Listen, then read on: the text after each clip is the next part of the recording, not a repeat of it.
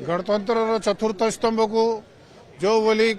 विधानसभा वारण करा जाउछि एवं सेमानकु मोबाइल नेबा पई मना करा जाउछि लॉबी रे जीवा पई मना करा जाउछि सेति पई ये घटना को आमे निंदा करूछु एवं आपण मानकु सपोर्ट करिवा पई मोरल सपोर्ट करिवा पई प्रदेश कांग्रेस कमिटी रो सभापति श्रीयुक्त भक्तचरण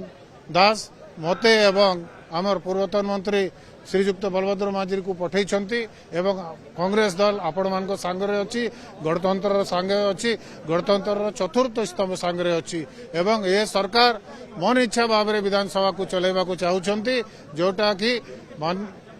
प्रेस वाले गणतंत्र सुरक्षा करने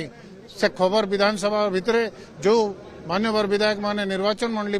कहते एवं ताकू उठाउछन्ते ताकू को भली भाव में प्रेस वाले इलेक्ट्रोनिक्स मीडिया हो प्रिंट मीडिया हो ताकू परिवेश करेंगे खबर कागज रे बाहरी करेंगे ताकू बारण करने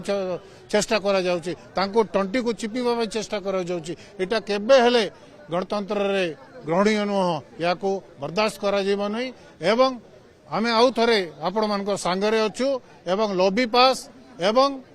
मोबाइल फोन आपण को अलाउ करा जाओ एवं फ्री हैंड दिया जाओ जहाँ फल आपण माने सब प्रकार खबर कागज को परिवेश करि पारिबे।